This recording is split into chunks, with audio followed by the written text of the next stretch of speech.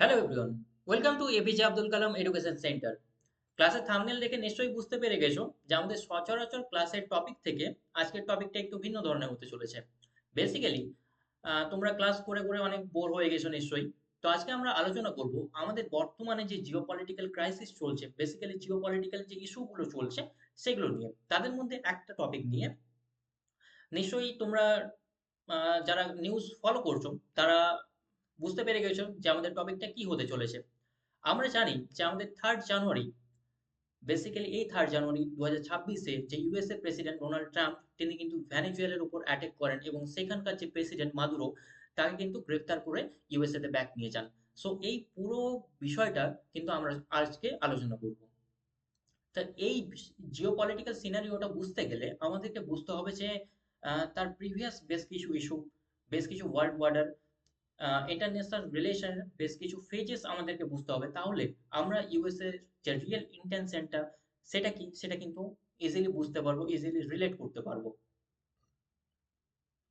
তো আমরা 1648 সাল থেকে স্টার্ট করব। তখন দেখবো যে 1648 সালে সেখানে সেখানে একটা ট্রিটি হয়। বেসিক্যালি তারপর থেকে ওয়েস্টফেলিয়ান ওয়ার্ল্ড অর্ডার নামে একটা ওয়ার্ল্ড অর্ডার শুরু হয়। সেখানে আমরা ফার্স্ট দেখব, বেসিক্যালি এটা ইউরোপিয়ান নেশন গুলোতে হয়। ওয়েস্টফেলিয়ান ওয়ার্ল্ড অর্ডার শুরু হয় বেসিক্যালি সেখানেই। আর সেখান থেকে আমরা দেখব যে ফার্স্ট নেশন, ফার্স্ট রাষ্ট্রর যে বিষয়টা সেটা কিন্তু সেখান থেকেই স্টার্ট হয়।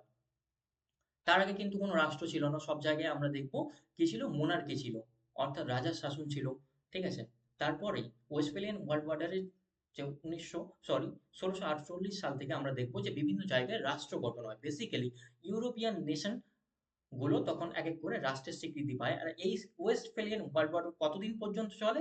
আমাদের ফার্স্ট ওয়ার্ল্ড ওয়ারের ফার্স্ট ওয়ার্ল্ড ওয়ার, অর্থাৎ কত সালে? 1914 সাল পর্যন্ত কিন্তু এই যে ওয়েস্টফেলিয়ান ওয়ার্ল্ড ওয়ার্ডার সেটা কিন্তু চলে। আর এই ওয়ার্ল্ড ওয়ার্ডারের, ঠিক আছে, একটা মূল বিষয় ছিল। সেটা কি? সেটা ছিল যে নেশনের সভারেনিটি আর ইন্টিগ্রিটি, এটা ছিল মেন বিষয়।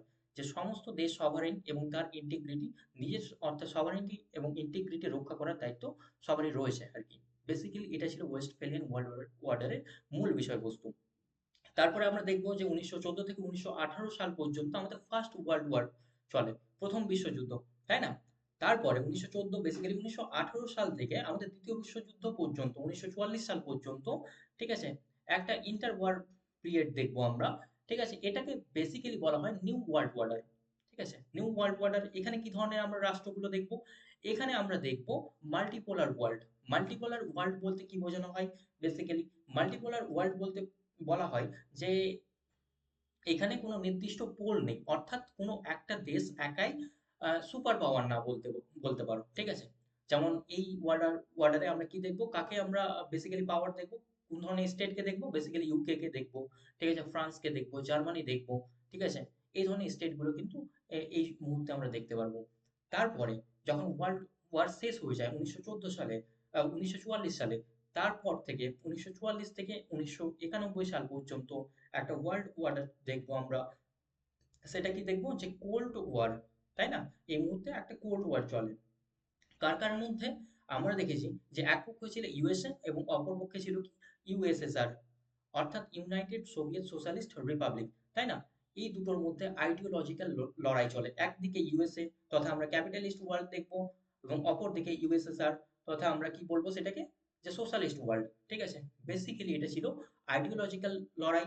আইডিওলজিক্যাল লড়াইয়ের থেকে বেশি ছিল যে দুটো দেশ, ঠিক আছে, তার সম্পর্কযুক্ত, তার যে সুপার পাওয়ার সেটা ফলাতে চেয়েছিল। তো এই ওয়ার্ল্ড ওয়ার্ডারের পরে আমরা দেখবো যে 1991-এ যে ইউএসএসআর সেটা ডিসইন্টিগ্রেশন হয়ে যায়, এবং ডিসইন্টিগ্রেশন হয় কতগুলো স্টেট গঠন করে, তাই না? প্রায় 11টা স্টেট, নতুন স্টেট গঠন হয়। এবং যে আমরা তারপর দেখব যে ইউনিপোলার ওয়ার্ল্ড শুরু হয়। সেখানে ইউএস এর একাই হেজিমনি আমরা দেখব, তাই না? কারণ রাশিয়া, অর্থাৎ ইউএসএসআর পরে ডিসইন্টিগ্রেট হয়ে একটা দেশ গঠন করে, সেটা কি হয়? সেটা হয় রাশিয়া, তাই না? রাশিয়ার পাওয়ার এবার কিন্তু কমে যায়। সেই জন্য আরেকটা জিনিস আমরা দেখব যে আগে কিন্তু ইউক্রেন রাশিয়ারই, ইউএসএসআরই পার্ট ছিল। পরবর্তীকালে 1991-এ সেটা আলাদা হয়ে যায়। এবং সেই জন্যই বেসিক্যালি একটা আমরা লড়াই দেখে এসেছি লাস্ট, মানে কোভিড 2021 থেকেই কিন্তু রাশিয়া ইউক্রেনের লড়াই শুরু হয়েছিল। এটা ছিল one of the main reason আর কি বলতে পারো। সো আজকের যে মেইন টপিক সেখানে আসি। এবার ইউএস এর যে হেজিমনি, ইউএস চেয়েছে কি যে ইউনিপোলার ওয়ার্ল্ড গঠন করতে, একাই সব জায়গায় রাজত্ব করতে। কিন্তু আস্তে আস্তে আমরা দেখি 2007-8 সালের পরে যখন ইকোনমিক ক্রাইসিস হয় 2007-8 সালে, তারপরে ওয়ার্ল্ড অর্ডার আবার কিন্তু মাল্টিপোলার ওয়ার্ল্ড অর্ডারে চেঞ্জ হতে থাকে। কিভাবে? কারণ আমরা দেখি যে ব্রিক্স যে নেশনগুলো সেটার আস্তে আস্তে ইমার্জেন্স হচ্ছে এবং তারা যে ইউএস হেজিমনি তাকে কিন্তু চ্যালেঞ্জ করতে শুরু করেছে। সেই জন্য ইউএস এর বেসিক্যালি একটা বলতে পারো ভয়ের কারণ হয়ে দাঁড়িয়েছে। সেই জন্যই আমরা দেখছি যে USA administration under Donald Trump একটা মাগা, আমরা লেটার মাগা একটা টার্ম দেখবো যে মেক আমেরিকা গ্রেট এগেন। এটাই ছিল ডোনাল্ড ট্রাম্পের যে ইলেকশন ক্যাম্পেইনের মূল একটা স্লোগান। তার মাধ্যমে কিন্তু ডোনাল্ড ট্রাম্প আবার ইলেকশনে আবার দ্বিতীয় টার্মের জন্য ইউএস এর প্রেসিডেন্ট হয়ে ফিরে এসেছে। সো আমেরিকাকে গ্রেট বানানোর জন্য যে সমস্ত স্টেপ নেওয়ার, সেটা তাদের পার্সপেক্টিভে ইউএসএ নিচ্ছে। তো চলো, ইউএসএ ভেনেজুয়েলাতে অ্যাটাক কেন করলো সেই বিষয়টা আমরা এবার দেখি। তো ফার্স্টলি যদি আমি যাই, যেমনটা দেখলাম যে 3 জানুয়ারি ইনসিডেন্টসটা কি, যে ইউএসএ ভেনেজুয়েলার উপর অ্যাটাক করেছে এবং ভেনেজুয়েলার যে প্রেসিডেন্ট মাদুরো, নিকোলাস মাদুরো, তাকে কিন্তু গ্রেফতার করে নিয়ে কোথায় চলে গেছে, ইউএসএ তে ব্যাক নিয়ে চলে গেছে। কি জন্য? এবার সেগুলো আমরা দেখব। কিন্তু এক্সাম পার্সপেক্টিভে আমাদের যেটুকুটা রেলেভেন্ট আমরা সেটাও দেখে নেব। আমাদেরকে ফার্স্টলি ওয়ার্ল্ড ম্যাপটা দেখতে হবে এবং ওয়ার্ল্ড ম্যাপে যে আমাদের ইউনাইটেড স্টেটস অর্থাৎ ইউএসএ, তার লোকেশনটা কোথায় সেটা আমাদেরকে জানতে হবে এক্সাম পার্সপেক্টিভে, এবং ভেনেজুয়েলার লোকেশনটা কোথায় সেটা দেখতে হবে। ইউএসএ বেসিক্যালি নর্থ আমেরিকাতে পড়ে, ঠিক আছে? কার কার সাথে বর্ডার শেয়ার করে? ইউএসএ কানাডার সাথে বর্ডার শেয়ার করে, নর্দার্ন বর্ডার, ঠিক আছে? এই পার্টটুকুও কিন্তু আলাস্কা রিজন, এই পার্টটুকুও কিন্তু ইউএসএ, ঠিক আছে? ইউএস এর পার্ট, এটা আলাস্কা রিজন। প্রিভিয়াসলি এটা কিন্তু রাশিয়ার পার্ট ছিল, কিন্তু খুব স্বল্প মূল্যে মূল্যে রাশিয়া কিন্তু ইউএসএ কে এটা কিন্তু বিক্রি করে দেয় অনেক আগে, ঠিক আছে? সেই জন্য বর্তমানে এটা কিন্তু ইউএস এর পার্ট, ঠিক আছে? সো ইউএসএ কার সাথে বর্ডার শেয়ার করে? কানাডা, আর সাউথে কিন্তু মেক্সিকো, ঠিক আছে? এবারে একটা সি রয়েছে, এটা হচ্ছে আটলান্টিক সি, এবং ঠিক আছে, এটা হচ্ছে আটলান্টিক সি, এটা হচ্ছে সরি আটলান্টিক ওশেন। আর এবারে আমরা দেখবো কি প্যাসিফিক ওশেন, ঠিক আছে? সো এটা হচ্ছে ইউএস এর লোকেশন। আর এই পার্টটুকু রয়েছে কি ভেনেজুয়েলা, ঠিক আছে? এই পার্টটুকু হচ্ছে ভেনেজুয়েলা। এটা মাথায় রাখবো। ভেনেজুয়েলা কোথায় রয়েছে? আমাদের সাউথ আমেরিকাতে রয়েছে, এখানকার একটা দেশ। এবার স্পেসিফিক এখানে লোকেশনটা মেনশন করা রয়েছে যে ভেনেজুয়েলার আশপাশে কোন কোন দেশ রয়েছে। একদিকে দেখবো আমরা কলম্বিয়া, দেন সাউথে দেখবো ব্রাজিল, এবং ইস্ট অর্থাৎ সাউথ ইস্টে দেখবো আমরা কি গুয়েনা, ঠিক আছে? আর গুয়েনার পাশে রয়েছে এখানে ফ্রেঞ্চ গুয়েনা। তো ফ্রেঞ্চ গুয়েনার সাথে শেয়ার করে না, এটা কার সাথে শেয়ার করে? গুয়েনার সাথে। সো এইটুকুটা মনে রাখলেই চলবে, ঠিক আছে? আর এর আশপাশে সি কি রয়েছে? ক্যারিবিয়ান সি, এটা হচ্ছে Gulf of Mexico. Basically USA কিন্তু গালফ অফ মেক্সিকোর নামটাও কিন্তু চেঞ্জ করে দিতে চায়, ঠিক আছে? সেই নামটা চেঞ্জ করে কি করতে চায় বলো? কমেন্টের মাধ্যমে জানাবে যদি জেনে থাকো কেউ, ঠিক আছে? তো বেসিক্যালি এটা আমরা লোকেশন পার্সপেক্টিভে দেখে নিলাম। এবার যদি আমরা দেখতে যাই যে ইউএসএ জাস্টিফিকেশন কি দিচ্ছে, ইউএসএ যে কোনো একটা দেশের প্রেসিডেন্টকে উঠিয়ে নিয়ে চলে আসবে তার দেশ থেকে, তার জন্য তো জাস্টিফিকেশন ইন্টারন্যাশনাল কমিউনিটিতে তাকে দিতেই হবে, তাই না? তো কোনো একটা দেশ আমরা যদি চাই এখন যে পাকিস্তানের যে পিএম তাকে উঠিয়ে নিয়ে চলে আসবো, এটা কিন্তু পসিবল হবে না, তাই না? কিন্তু USA as a super power, কারণ তার হেজিমনি রয়েছে, সে তার কর্তৃত্ব ফলাতে চায়, তার ডমিনেশন দেখাতে চায় ওয়ার্ল্ডে, সেই জন্য ইউএসএ কিন্তু এই ধরনের হারকাত করেই থাকে। সো বেসিক্যালি ইউএসএ জাস্টিফিকেশন হলো কি নার্কো টেরোরিজম।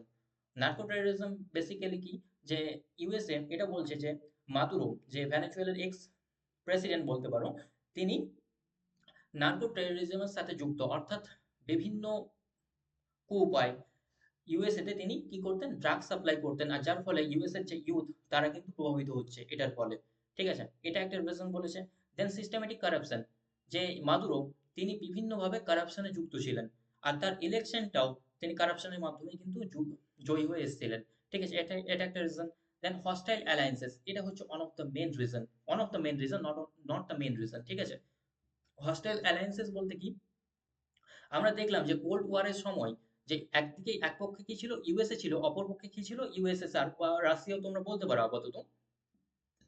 তো এই মুহূর্তটাতে যখন কোল্ড ওয়ার শেষ হয়ে গেছে, এখন আমরা দেখছি কি BRICS nation uprising. BRIC nation কোনগুলো? আমি অন্য কোনো ভিডিওতে আরো ডিটেইলস অ্যাবাউট ব্রিক্স সম্পর্কে আলোচনা করব। ঠিক আছে? তো বেসিক্যালি ব্রিক্স নেশন এখন কতগুলো রয়েছে? ১১ টা নেশন রয়েছে। তো ফাউন্ডিং যারা মেম্বার রয়েছে তারা ৪ টা। BRIC, তাদের নাম থেকেই আমরা দেখব যে Brazil, B for Brazil, R for Russia, C for China, I for India. এবং ২০০৯ সালে যদি দেখি তখন কিন্তু সাউথ আফ্রিকা এটাতে অন্তর্ভুক্ত হয়। আর রিসেন্টলি লাস্ট ২ বছরে আরো ৫ টা মেম্বার এটাতে ইনক্লুড হয়েছে। রিসেন্টলি ইরানও কিন্তু এটার মেম্বার। সো এখানে দুটো নেশন রয়েছে, রাশিয়া এবং চায়না, যার সাথে ইউএস এর কিন্তু খুব একটা ভালো বন্ধন নেই। এর অনেকগুলো রিজন রয়েছে। তার মধ্যে একটা রিজন হলো আইডিওলজিক্যাল রিজন। কারণ এই রাশিয়া এবং চায়না দুটোতেই কিন্তু কমিউনিস্ট গভর্নমেন্ট রয়েছে, কমিউনিস্ট পার্টির শাসন রয়েছে। আর কমিউনিস্ট শাসন কার অ্যান্টাগনিজম? কমিউনিস্ট সোশ্যালিস্ট ভাবধারায় বিশ্বাসী। ঠিক আছে? কিন্তু অপরপক্ষে ইউএস যদি দেখি সেখানে ক্যাপিটালিস্ট ভাবধারায় বিশ্বাসী তারা। ঠিক আছে? সো দুটোর মধ্যে কনফ্লিক্ট সবসময় লেগেই থাকে। আর চায়না যেভাবে নিজেকে ডেভেলপ করছে সেটাও একটা হস্টিলিটি হয়ে যাচ্ছে ইউএসএ এর জন্য। যে চায়নার এখন বর্তমানে যদি ইকোনমি বলি সেটা হচ্ছে 19 ট্রিলিয়ন, ইউএসএ কত, না সরি, চায়নার প্রায় 17 টু 18 ট্রিলিয়ন, আর ইউএসএ সেখানে 29 টু 30 ট্রিলিয়ন। ঠিক আছে? সো খুব একটা বেশি ফারাক আর নেই। ১০ বছর আগে যেটা চায়না অনেক নিচে ডাউনওয়ার্ড ছিল, চায়না ধীরে ধীরে নিজের মিলিটারি এক্সপেনশন করছে। সো এগুলো হচ্ছে হস্টাইলের মেন রিজন। আর চায়নার যে ইকোনমিক পলিসি সেগুলো কিন্তু ইউএস এর ভিতর ভীতির একটা কারণ। কারণ ইউএস এর যে ডমিনেন্স সেটা আস্তে আস্তে এই থার্ড ওয়ার্ল্ড যে সমস্ত কান্ট্রি, গ্লোবাল সাউথ কান্ট্রি যেগুলোকে বলা হয়, ঠিক আছে, যেগুলো বেসিক্যালি ডেভেলপিং এবং আন্ডার ডেভেলপিং কান্ট্রি, ঠিক আছে, সেগুলোর উপর চায়না ডমিনেশন বেড়ে যাচ্ছে। ঠিক আছে? এই জন্যই ইউএসএ কিন্তু ভীত সন্ত্রস্ত। আর এই চায়নার সাথে কিন্তু ভেনেজুয়েলার খুব ভালো সম্পর্ক, রাশিয়ার সাথে ভেনেজুয়েলার খুব ভালো সম্পর্ক। ঠিক আছে? সেই জন্যই ইউএসএ চায় না যে নিজের ব্যাকইয়ার্ডকে, অর্থাৎ নিজের ব্যাকইয়ার্ড বলতে কি আমাদের কোনো একটা রুমের, আমাদের বাড়ির ব্যাকইয়ার্ডকে, আমাদের বাড়ির পার্শ্ববর্তী অঞ্চল, ঠিক একইভাবে ইউএসএ এটাকে নিজের স্ফিয়ার অফ ইনফ্লুয়েন্স মনে করে, অর্থাৎ এটাকে নিজের ব্যাকইয়ার্ড মনে করে। সো এখানে চায়না বা রাশিয়ার প্রেজেন্স কিন্তু ইউএসএ সহ্য করতে পারবে না। সেই জন্য কিন্তু ইউএসএ এখানে অ্যাটাক করেছে বলতে পারো। এবার one of the main reason যদি আমি এখানে বলি, মেন রিজনটা কি? নিশ্চয়ই যারা অন্য কোথাও নিউজ শুনেছো তারা এই বিষয়টা নিশ্চয়ই দেখেছো। মেন রিজন হচ্ছে ইকোনমি, অর্থাৎ ইকোনমি ছাড়া কিন্তু কোনো জায়গায় কোনো কিছু মেন রিজন হতে পারে না, তাই না? তো ইকোনমিক মেন রিজনটা কি জন্য যদি বলি, যে ইকোনমিক রিজনটা কি? সো এখানে তোমরা চার্টের মাধ্যমে দেখতেই পাচ্ছ ভেনেজুয়েলাতে কি রয়েছে, যে highest amount of oil reserve, অর্থাৎ ইউএস এর যে ডলার, ইউএস এর ডলারের প্রতিপত্য স্থাপন করতে যেটা মেইন ভূমিকা পালন করেছে কে, সেটা হচ্ছে petro dollar economy. Petro dollar ইকোনমিটা কি? বেসিক্যালি যে এই যে অয়েল এক্সপোর্টের মাধ্যমে যে ধরনের ইকোনমি গঠন হয়েছে, বেসিক্যালি সেটা ডলারের মাধ্যমে ডিল হয়। সেই জন্য এটাকে বেসিক্যালি পেট্রোল আর ডলার, ঠিক আছে, সেই জন্য এটাকে বেসিক্যালি কি বলা হয়, পেট্রো ডলার ইকোনমি। ঠিক আছে? সো ইউএসএতে কি, সরি, ভেনেজুয়েলাতে সব থেকে বেশি পরিমাণে কি রয়েছে, অয়েল রিজার্ভ রয়েছে। তারপরে রয়েছে সৌদি আরবিয়া, কানাডা, ইরান এবং ইরাক। সো ইরানেও কিন্তু এখন বর্তমানে খুব দেখছি প্রোটেস্ট দেখছি, এটা আমরা নেক্সট কোনো ভিডিওতে কিন্তু আলোচনা করব। কিন্তু আপাতত দেখি ভেনেজুয়েলাতে কি রয়েছে, এটা কিন্তু এক্সামে আসতে পারে যে ভেনেজুয়েলাতে সব থেকে বেশি অ্যামাউন্ট অফ অয়েল রিজার্ভ রয়েছে, তাই না? তোমরা কোশ্চেন যদি গুগল সার্চ করো যে রিজার্ভ কোথায় রয়েছে, সেটা দেখবো আমরা ভেনেজুয়েলা। অয়েল রিজার্ভ কোথায় বেশি রয়েছে, সেটা দেখবো ভেনেজুয়েলা। ঠিক আছে? আর যদি অয়েল এক্সপ্লোরের মামলায় আসে সেখানে দেখবো কিন্তু আমরা ইউএসএ। ঠিক আছে? তো এই জিনিসটা আমরা মাথায় রাখবো। আর এটাই one of the main reason. কারণ ইউএসএ চায় কি, যে ভেনেজুয়েলার যে সমস্ত অয়েল রিজার্ভ গুলো রয়েছে সেখানে ডমিনেশন করতে। ঠিক আছে? যেমন ঠিক ইরাকে, মিডল ইস্টের বিভিন্ন কান্ট্রিতে ইউএসএ করতে চায়। তো এটাই হচ্ছে one of the main reason. So আশা করি বুঝতে পারলে তোমরা যে ইউএসএ ভেনেজুয়েলার উপরে কেন অ্যাটাক করেছে।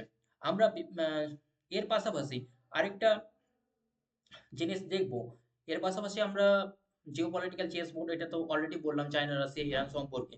আরেকটা জিনিস আমরা দেখবো, কিছু যদি ওয়ার্ল্ড ম্যাপটা দেখি, তোমরা যদি ডোনাল্ড ট্রাম্পের কিছু বক্তব্য শুনে থাকো তাহলে কিন্তু তোমরা দেখবে রিসেন্টলি ইরানের উপর কিন্তু স্যাংশন দিয়েছে, যে ইরানের যে সমস্ত দেশ ইরানের সাথে ট্রেড করবে তারা যদি ইউএস এর সাথেও ট্রেড করে তাহলে তাদের উপরে এক্সট্রা 25% ট্যারিফ কিন্তু লাগানো হবে। তার কিছুদিন আগেই আমরা দেখলাম যে ইন্ডিয়ার উপরে 500% পর্যন্ত কিন্তু ট্যারিফ দিয়েছে। তার কিছুদিন আগে, কয়েক মাস আগে পর্যন্ত আমরা দেখেছি যে ইন্ডিয়ার উপর 50% প্লাস 50% ট্যারিফ কিন্তু দেওয়া হয়েছিল। সো এরকম কিন্তু আমাদের বর্তমানে ইউএসএ প্রেসিডেন্ট ডোনাল্ড ট্রাম্প রয়েছেন। ডোনাল্ড ট্রাম্প চাচা আমাদের। হ্যাঁ, তো তিনি খোরাফাতি কিছু না কিছু করতেই থাকছে। সেই জন্য আমাদের কিন্তু এক্সামের সিলেবাস আরো বড় হতেই থাকছে। সো আমাদেরকে এগুলো কিন্তু জানতে হবে। কারেন্ট অ্যাফেয়ার্সে অনেক ক্ষেত্রেই কিন্তু এগুলো কোশ্চেন জিজ্ঞাসা করা হতে পারে। আরেকটা জিনিস দেখলাম কি, যে আমরা যদি ডোনাল্ড ট্রাম্পের ভাষণে দেখি, তিনি কিন্তু বলেছেন কি, যেমন ভেনেজুয়েলাতে তিনি অ্যাটাক করেছেন ঠিক একইভাবে এটা রয়েছে গ্রিনল্যান্ড, গ্রিনল্যান্ডকেও তিনি কিন্তু অকুপাই করে নেবেন। ঠিক আছে, গ্রিনল্যান্ড কিন্তু বর্তমানে, এখানে আমরা গ্রিনল্যান্ড দেখছি, এখানে কানাডা দেখছি, কিন্তু গ্রিনল্যান্ড কার পার্ট? গ্রিনল্যান্ড হচ্ছে ডেনমার্কের পার্ট। ঠিক আছে, গ্রিনল্যান্ড হচ্ছে ডেনমার্ক বলে একটা কান্ট্রি রয়েছে, তার পার্ট হচ্ছে গ্রিনল্যান্ড। ঠিক আছে, ইউএসএ কেন এটার প্রতি ইন্টারেস্ট?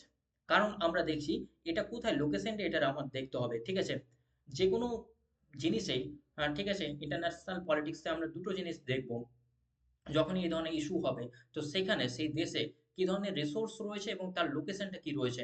ঠিক আছে, এই দুটো জিনিস দেখলে আমরা বুঝতে পেরে যাবো যে সেখানে জিও পলিটিক্সটা কি হতে চলেছে বা কি ধরনের হতে পারে। যেমন ঠিক একইভাবে ইরানে আমরা কি দেখবো, ন্যাচারাল রিসোর্সেস রয়েছে অনেক। আমরা দেখলাম থার্ড নাম্বারে ইরান রয়েছে অয়েল রিজার্ভের পরিমাণে। ঠিক আছে, যদি ন্যাচারাল গ্যাসের ক্ষেত্রে দেখি, তো ইরানে আমরা কি দেখবো, 60% ন্যাচারাল গ্যাস কিন্তু ইরানে রয়েছে। ঠিক আছে, তো এটা one of the main reason বলতে পারো। সো আমরা জানি যে বর্তমানে গ্লোবাল ওয়ার্মিং একটা ইস্যু চলছে, এবং গ্লোবাল গ্লোবাল ওয়ার্মিং এর জন্য এখানে কি রয়েছে, এই পুরো রিজনে 90 ডিগ্রি, যে 80 ডিগ্রি উপরে যে সমস্ত রিজনটা রয়েছে, বেসিক্যালি সেটাকে কি বলা হয়, আর্কটিক সার্কেল। এখানে আর্কটিক রিজন রয়েছে, তাই না? নর্থ সাইডে আমাদের কি রয়েছে, আর্কটিক রিজন, আর সাউথে কি রয়েছে, আন্টার্কটিকা, তাই না? তো আর্কটিক রিজন আমরা জানতাম যে পুরোটাই কিন্তু ফ্রিজ হয়ে রয়েছে, বরফ জমে জমে রয়েছে, কিন্তু গ্লোবাল ওয়ার্মিং এর জন্য এখানকার বরফগুলো কি হয়ে যাচ্ছে, গলে যাচ্ছে। আর এই পার্টে রয়েছে রাশিয়া, এবং রাশিয়া এই বরফ বরফ গলে যাওয়ার ফলে কি করতে পারছে, নিজের ট্রেড, এই যে একটা নতুন সি রুট এখানে কিন্তু তৈরি হচ্ছে, তাই না? এই পুরো রিজনে আমরা কি দেখবো, একটা নতুন সি রুট তৈরি হচ্ছে। আর এটাতে যেহেতু রাশিয়ার বেশিরভাগ পার্টটাই এটা অকুপাই করে থাকছে, সেই জন্য রাশিয়ার ডমিনেশন এখানে দেখতে পারবো আমরা নতুন সি রুটে, তাই না? কিন্তু ইউএসএ চায় না যে এটাকে রাশিয়া ডমিনেট করুক, সেই জন্য ইউএসএ গ্রিনল্যান্ডকে অকুপাই করে এই যে নর্থ সি রুট, যেটা বর্তমানে নতুন গ্লোবাল ওয়ার্মিং এর জন্য এক্সপ্লোর হচ্ছে, সেটাকে অকুপাই করতে চায় বেসিক্যালি। সেই জন্যই কিন্তু গ্রিনল্যান্ডকে ইউএসএ চায়। আর আমরা আরেকটা জিনিস দেখবো যে ইউএসএ এবং যে ইউরোপিয়ান কান্ট্রিজ রয়েছে অ্যালং উইথ ডেনমার্ক, এটা কার পার্ট? এটা হচ্ছে ন্যাটোর পার্ট। ঠিক আছে, নর্থ আটলান্টিক ট্রিটি অর্গানাইজেশন, এই ন্যাটোর পার্ট। এটার একটা যে কালেকটিভ সিকিউরিটি রেজলিউশন এটা রয়েছে, যে একজনের উপর যদি অ্যাটাক করা হয়, তাহলে ধরা হবে যে বাকি সবারই উপর অ্যাটাক করা হয়েছে। সো আগামী মানে ফিউচারে আমরা দেখবো যে ডোনাল্ড ট্রাম্প কিভাবে এটাকে অকুপাই করে। সো এক্সামের জন্য এটাই আমাদের রিলেটেড। হ্যাঁ, এখানে আমার আরেকটা জিনিস মনে পড়ে গেল। সো মনে রাখতে পারো যে এখানে বলিভিয়া আর এখানে প্যারাগুয়ে রয়েছে। ঠিক আছে, যদি বলা হয় সাউথ আমেরিকার দুটো ল্যান্ড লক কান্ট্রি এক্সাম্পল দাও, তাহলে বলিভিয়া এবং প্যারাগুয়ে আমরা বলবো। ঠিক আছে, এটা হচ্ছে land lock country. Land lock country গুলো কি, যে সমস্ত কান্ট্রি কোনো কোস্টাল রিজন নেই, তাদেরকে বলা হয় ল্যান্ড লক কান্ট্রি। তো এখানে কি রয়েছে, বলিভিয়া আর প্যারাগুয়ে, এটা মাথায় রাখতে পারো। এবার চলো, রিসেন্টলি অলরেডি এটা আমরা দেখলাম। আরেকটা জিনিস এখানে আমরা দেখবো যে জিও পলিটিক্যাল যে টেনশনটা চলছে, এটাতে বর্তমানে ইন্ডিয়ার স্ট্যান্ডটা কি, যে ইন্ডিয়া কি চায়। তার আগে দেখতে হবে আমাদের যে ইউএসএ যেটা করেছে, এটা কিন্তু কমপ্লিটলি, যে আমাদের ইউএন চার্টারে, ইউনাইটেড নেশনের যে সমস্ত ল রয়েছে, যে সমস্ত কনভেনশন রয়েছে, basically article 2 clause 4 of the united charter, এটা ক্লিয়ারলি ডিফাইন্স করে যে কোনো স্টেট কোনো দেশের সভারেনিটি ভায়োলেট করতে পারবে না।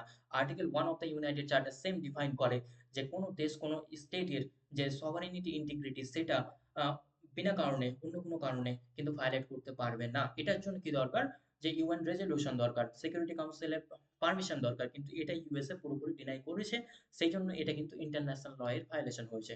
যদিও আমরা জানি যে ইন্টারন্যাশনাল ল গুলো কিন্তু খুব উইক, সেই জন্য আমরা দেখি যে আমাদের লিগ অফ নেশন যেমন ফেলিয়ার হয়ে গেছে, তেমন কিন্তু কোশ্চেন আসে যে ইউনাইটেড নেশনও কি ফেলিয়ার। সো সেটা অন্য কোনো ভিডিওতে আলোচনা করব আমরা, যে ইউএন কি সত্যি ফেল হয়ে গেছে। সো আমরা দেখবো এবার যে এই ধরনের জিনিস কিন্তু ইউএসএ এর আগেও করে এসেছে। যেমন আমরা দেখেছি 2003 সালে ইরাকে অ্যাটাক করে, সেখানে যে সাদ্দাম হোসেন ছিল, ঠিক আছে, তার যে রিজম সেটাকে চেঞ্জ করেছে। লিবিয়াতে কি করেছে, লিবিয়াতে 2011 সালে এখানে গাদ্দাফির রুল ছিল। ঠিক আছে? গাদ্দাফি থেকে সেখানকার প্রেসিডেন্ট, সেখানেও কিন্তু ইউএসএ অ্যাটাক করে সেখানকার রেজিম চেঞ্জ করেছে। আর রিসেন্টলি ২০২৬ সালে আমরা ভেনেজুয়েলাতে অ্যাটাক দেখলাম। তার আগে আমরা দেখেছি আফগানিস্তানেও কিন্তু সেম চেষ্টা করেছিল ইউএসএ, কিন্তু সেটা তারা বিফল হয়েছিল। তার পরবর্তীকালে আমরা দেখলাম যে আবার সেখানে তালিবানের গভর্নমেন্ট এস্টাবলিশড হয়েছে। সো ইন্ডিয়ার স্ট্যান্ডটা কি এই সমস্ত জিওপলিটিক্যাল ইস্যুতে? আমরা ইন্ডিয়ার একটা মেইন জিনিস দেখে এসেছি ১৯৬০ বা আমাদের স্বাধীনতার পর থেকেই, যে ইন্ডিয়া হচ্ছে ইন্ডিয়া নন অ্যালাইন্ড কান্ট্রি, অর্থাৎ কোনো ব্লকে আমরা যে দুটো ব্লক দেখলাম, একটা কি ইউএসএ ব্লক আর ইউএসএসআর ব্লক, এই দুটো ব্লকেই কিন্তু ইন্ডিয়া পার্ট হয়নি। ইন্ডিয়া নিজস্ব একটা ভাবধারা, নিজস্ব একটা আইডিওলজি গঠন করেছে, সেটা কি ন্যাম অর্থাৎ নন অ্যালাইন্ড মুভমেন্ট। আমরা দুটোরই সাথে রয়েছে, দুই ব্লকেরই সাথে রয়েছি, কারো বিপরীতে আমরা না, বেসিক্যালি সেটাই। আর ইউএস এর এই ইন্ডিয়ার এই ধরনের স্টেপ, ঠিক আছে, পরবর্তীকালে একটা ইন্ডিয়া টার্ম দেয়, সেটা হচ্ছে কি স্ট্র্যাটেজিক অটোনমি। স্ট্র্যাটেজিক অটোনমি জিনিসটা কি আমি বেসিক্যালি বললাম, ন্যামের মতোই এটা।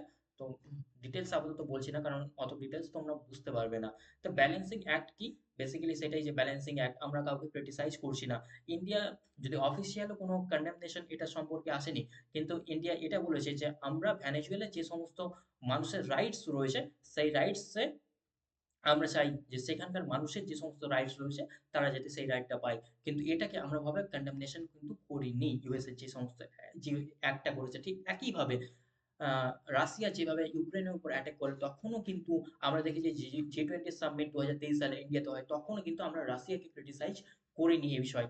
কারণ রাশিয়া ১৯৭১ সালের যুদ্ধে এবং তারও অনেক আগে থেকে রাশিয়া আমাদের স্ট্র্যাটেজিক পার্টনার। ঠিক আছে? সেজন্যই আমরা কিন্তু একটা ব্যালেন্স ২ ব্লকের মধ্যে একটা ব্যালেন্স বজায় রেখে চলি। বেসিক্যালি কি আরেকটা যদি বলে থাকি, বিভিন্ন ইন্ডিয়া বর্তমানে ব্রিক্স নেশন, ঠিক আছে? এমার্জিং একটা কান্ট্রি, ৫ ট্রিলিয়ন ইকোনমি, ঠিক আছে? হতে চলেছে এটার অ্যাসপিরেশন, এবং ২০৪৭ সালে ডেভেলপড কান্ট্রি হতে চলেছে। ইন্ডিয়ার একটা অ্যাসপিরেশন কি রয়েছে, যে ইউনাইটেড নেশনের সিকিউরিটি কাউন্সিলে যাতে পার্মানেন্ট সিট পায়। ঠিক আছে? ইন্ডিয়া কি, যে one of the major contributor of peacekeeping force of the UN. আর কি ইন্ডিয়া, যে India one of the largest democracy, সব থেকে বেশি পপুলেশন, 1.3 বিলিয়ন পপুলেশন ইন্ডিয়াতে রয়েছে। সেই জন্য ইন্ডিয়ার অ্যাসপিরেশন কি, যে India one of the leader of the global south countries, তাই না?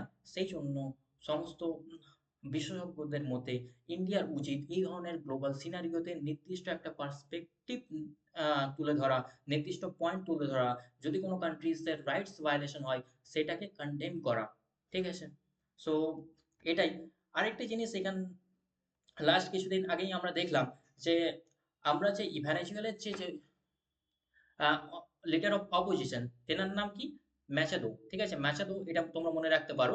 তিনি last year Nobel peace prize পেয়েছিলেন, তাই না? নোবেল পিস প্রাইজ কবে দেওয়া হয় এটা মনে রাখবে, যে 10th নভেম্বর দেওয়া হয় ২০২৫ সালে। প্রত্যেক বছরই এটা দেওয়া হয়, কিন্তু এটা নভেম্বর মাসের ১০ তারিখে দেওয়া হয়। সরি, আমি কনফিউজ। নভেম্বর মাসের ১০ তারিখ বা ডিসেম্বর মাসের ১০ তারিখ, তোমরা প্লিজ একবার চেক করে নেবে এই জিনিসটা। ঠিক আছে? কোন মাসের ১০ তারিখে, নভেম্বর বা ডিসেম্বর, ঠিক আছে? তো ২০২৫ সালে এটা এনাকে দেওয়া হয়েছিলেন। তিনি কি, যে ভেনেজুয়েলার লিডার অফ অপোজিশন। এবার ভেনেজুয়েলাতে যেহেতু অ্যাটাক হয়েছে, এবং ট্রাম্পের একটা অ্যাসপিরেশন কি ছিল, যে তিনি নোবেল পিস প্রাইজ পাবেন, তাই না? সেই জন্যই তো ক্রেডিট নিতে থাকে, যে আমি পাকিস্তান আর ইন্ডিয়ার যে যুদ্ধ হয়েছিল অপারেশন সিন্দুর, সেটাকে আমি বন্ধ করিয়েছি, তাই না? সেটার ক্রেডিট সবসময় কিন্তু ডোনাল্ড ট্রাম্প নিতেই থাকে। সো মাদুরো কি করেছে, সরি, ম্যাচাদো কি করেছে, যে নোবেল পিস প্রাইজ তিনি পেয়েছিলেন, সেটাকে কাকে দিয়ে দিয়েছে, সমর্পণ করেছে কাকে, ডোনাল্ড ট্রাম্পকে। ঠিক আছে? যে এটার ফলে তিনি যদি খুশি হয়ে বর্তমানে এনাকে যদি আবার সেখানকার প্রেসিডেন্ট ঘোষণা করেন, বা সেখানকার প্রেসিডেন্ট হতে সাহায্য করেন। বেসিক্যালি সেটাই। তো এই জন্য আমাদের নোবেল পিস প্রাইজ, বা আমাদের নোবেল প্রাইজ কিন্তু এক্সাম পার্সপেক্টিভ ইম্পর্টেন্ট হয়ে যায়। সেই জন্য এই টপিকটাও কিন্তু আমি ইনক্লুড করে দিয়েছি। তো নোবেল প্রাইজ কবে থেকে দেওয়া শুরু হয়? ১৯০০ সাল থেকে দেওয়া শুরু হয়। ঠিক আছে? আলফ্রেড নোবেলের নাম অনুসারে নোবেল প্রাইজ, এবং তিনি ডায়নামাইট আবিষ্কার করেছিলেন, সেখান থেকে কিন্তু নোবেল প্রাইজের সূচনা হয়। তাই না? এবার ১ম এ কিন্তু ৫ টা ক্যাটেগরি ছিল। এই ৫ টা ক্যাটেগরিতেই কিন্তু নোবেল দেওয়া হতো। কিন্তু ১৯৪৮ সালে যে ইকোনমিক ক্যাটেগরি, সেটা কিন্তু এড করা হয় এখানে। তো ৫ টা বেসিক্যালি মনে রাখবো, এখন বর্তমানে ৬ টা ফিল্ড। ঠিক আছে? ৩ টা রয়েছে আমাদের সায়েন্সের ফিল্ডে, যেমন কি ফিজিক্স, কেমিস্ট্রি আর মেডিসিনে দেওয়া হয়। আর ২ টো হচ্ছে আর্টস বা হিউম্যানিটি, সেটা হচ্ছে কি লিটারেচার এবং পিস। আর যেমনটা বললাম যে ইকোনমিক্স, সেটা ১৯৪৮ সালে কিন্তু এড করা হয়েছে। এখানে আমাদের ডান পারে একটা আমি লিস্ট দেখছি। তোমরা লেখা ছোটর জন্য হয়তো বুঝতে পারছো না। পারলে জুম করে নিবে। ঠিক আছে? ফার্স্টলি আমাদের ইন্ডিয়ানদের মধ্যে কে কে নোবেল প্রাইজ পেয়েছে, ঠিক আছে, এটা কিন্তু এক্সাম পার্সপেক্টিভ ইম্পর্টেন্ট। আমরা জানি যে রবীন্দ্রনাথ ট্যাগর 1913 সালে কি জন্য, এটা লিটারেচারে পেয়েছিল আমাদের গীতাঞ্জলি লেখার জন্য 1913 সালে, তাই না? যেমন সিভি রমন 1930 সালে কি জন্য, রমন এফেক্ট আবিষ্কার করার জন্য। তিনি কিসে পেয়েছিলেন, ফিজিক্সে। মাদার টেরেসা কিসে পেয়েছিলেন, পিসে, ঠিক আছে, 1979 তিনি কিন্তু অন্য দেশের নাগরিক ছিলেন, পরবর্তী ভারতে এসে কিন্তু ভারতের নাগরিকতা কিন্তু তিনি অর্জন করেন, ঠিক আছে। অমর্ত্য সেন 1998 সালে তিনি ইকোনমিক সায়েন্সে পেয়েছিলেন, ঠিক আছে। দেন কৈলাস সত্যার্থী 2014 সালে তিনি কিসে পেয়েছিলেন, পিসে পেয়েছিলেন, পিসে। তো একটা জিনিস মাথায় রাখবো যে নোবেল পিস প্রাইজ যেটা দেওয়া হয় সেটা অসলো থেকে দেওয়া হয়। অসলো কার রাজধানী, সেটা হচ্ছে নেদারল্যান্ডের, সরি, অসলো হচ্ছে নরওয়ের রাজধানী। আর বাকি যে সমস্ত 5টা ক্যাটাগরিতে নোবেল প্রাইজ দেওয়া হয় সেটা দেওয়া হয় স্টকহোম থেকে, সেটা সুইডেনের রাজধানী, সেটা মাথায় রাখবো আমরা, ঠিক আছে। আর বেশ কিছু ইন্ডিয়ান অরিজিন রয়েছে যারা ইন্ডিয়াতে জন্মগ্রহণ করেছেন, ঠিক আছে। প্রথমত ইন্ডিয়ান নাগরিক ছিলেন তারা, বা ইন্ডিয়াতে জন্মগ্রহণ করেছেন, পরবর্তীতে বিভিন্ন দেশে তারা মাইগ্রেট করে লিখেছেন, ঠিক আছে। এমনও কিছু ব্যক্তিত্ব রয়েছেন যেনারাও নোবেল প্রাইজ পেয়েছেন, তো সেখান থেকেও কিন্তু কোশ্চেন আসতে পারে। যেমন হারগোবিন্দ খুরানা রয়েছেন, ঠিক ঠিক আছে, তিনি ফিজিওলজি আর মেডিসিনে পেয়েছেন, ঠিক আছে। দেন সুব্রমণ্যম চন্দ্রশেখর রয়েছে, ঠিক আছে, তিনি ফিজিক্সে পেয়েছেন। দেন ভেঙ্কটেরামন, ঠিক আছে, তিনি কেমিস্ট্রিতে পেয়েছেন। আর অভিজিৎ ব্যানার্জি 2019 সালে তিনি ইকোনমিক সায়েন্সে পেয়েছেন, ঠিক আছে। তো এটা হচ্ছে নোবেল প্রাইজের লিস্ট। এখান থেকে কোশ্চেন আসতে পারে এবছর, কারণ নোবেল পিস প্রাইজ খুব বেশি নিউজে ছিল, তো এটা মাথায় রাখতে পারো তোমরা। আর এই ধরনের আরো ইনফরমেটিভ ভিডিও যদি পেতে চাও, তাহলে আমাদের যে টেলিগ্রাম চ্যানেল এপিজেএসসি এবং আমাদের ইউটিউব যে channel APJ Abdul Kalam education centre, সেটা কিন্তু ফলো করে রাখতে পারো। আর ভিডিওটা কেমন লাগলো অবশ্যই কমেন্টের মাধ্যমে জানাবে। আর নেক্সট তোমরা কি বিষয়, কোন টপিকের উপরে ভিডিও চাইছো, সেটাও কিন্তু কমেন্টের মাধ্যমে জানাতে পারো। আমরা চেষ্টা করব এই ধরনের যে কারেন্ট রিলেটেড জিওপলিটিক্যাল ইস্যুস রয়েছে তার উপর আমাদের মতামত এবং এক্সাম পার্সপেক্টিভ রিলেটেড তোমাদের একটা স্টাডি ম্যাটেরিয়াল প্রোভাইড করা, একটা আলোচনা প্রোভাইড করা। আর এটা রয়েছে আমাদের প্রগতি 3.0 ব্যাচের সমস্ত ফ্যাকাল্টিস এখানে রয়েছে। তোমরা যদি চাও এই ব্যাচে এনরোল করতে পারো। আমাদের সিট খুবই লিমিটেড, আর খুব শীঘ্রই কিন্তু আমরা ব্যাচ শুরু করছি, ক্লাসে শুরু হয়ে যাবে। সো যারা নিতে ইচ্ছুক, এই যে কন্ট্যাক্ট নাম্বার রয়েছে সেই কন্ট্যাক্ট নাম্বারে তোমরা কন্ট্যাক্ট করতে পারো। এপিজেএসসি এটা টেলিগ্রাম চ্যানেল, এখানে জয়েন করে আজকের ক্লাসের পিডিএফ এবং বাকি অন্যান্য ক্লাস নোটস এবং ডেইলি বেসিসে যে সমস্ত কুইজ আমাদের দেওয়া হচ্ছে এই চ্যানেলে, সেখানে তোমরা কিন্তু পার্টিসিপেট করতে পারো। সো আজকের জন্য এই পর্যন্তই। ক্লাসটা কেমন লাগলো অবশ্যই কমেন্টের মাধ্যমে জানাবে। আবার দেখা হচ্ছে নেক্সট ভিডিওতে অন্য কোনো টপিক নিয়ে কারেন্টের উপরে। আর পলিটি ক্লাসও আপলোড হয়েছে, বাকি অন্যান্য সাবজেক্ট যেমন ইংলিশ, তোমাদের স্ট্যাটিক জিকের ক্লাস, জিওগ্রাফি ক্লাস কিন্তু আপলোড হতেই চলেছে। হ্যাঁ, ঠিক আছে। এছাড়াও ডেইলি বেসিসে আমরা কিন্তু কোশ্চেন অ্যান্সার কিন্তু পোস্টের মাধ্যমে জানাচ্ছি। সো সবকিছুই তোমাদের কেমন লাগছে, যারা ভিডিওগুলো আমাদের দেখছো তারা অবশ্যই কমেন্ট করবে। তোমরা কমেন্ট করলে আমরা বুঝতে পারবো যে আমাদের ভিডিও কোয়ালিটি কেমন হচ্ছে। তোমরা অ্যাকচুয়ালি বুঝতে পারছো না, না এক্সাম রিলেটেড যে সমস্ত জিনিস ইম্পর্টেন্ট সেটা তোমরা যদি সেলফ স্টাডিও করতে চাও তো সেখান থেকে করতে পারছো না, না তোমাদের কি ধরনের প্রবলেম হচ্ছে, তোমরা আর কি ধরনের ভিডিওস চাইছো আমাদের কাছ থেকে। সো যদি কমেন্ট করো আমাদের খুব হেল্প হবে বুঝতে। আর আমরা মানে চেষ্টা করব যদি কোনো ভুল হয়ে থাকে, যদি কোনো ত্রুটি হয়ে থাকে, তাহলে নেক্সট ভিডিওগুলোতে সেগুলো ইমপ্রুভ করতে। সো আজকে এই পর্যন্তই, আবার দেখা হচ্ছে নেক্সট ভিডিওতে। Thank you.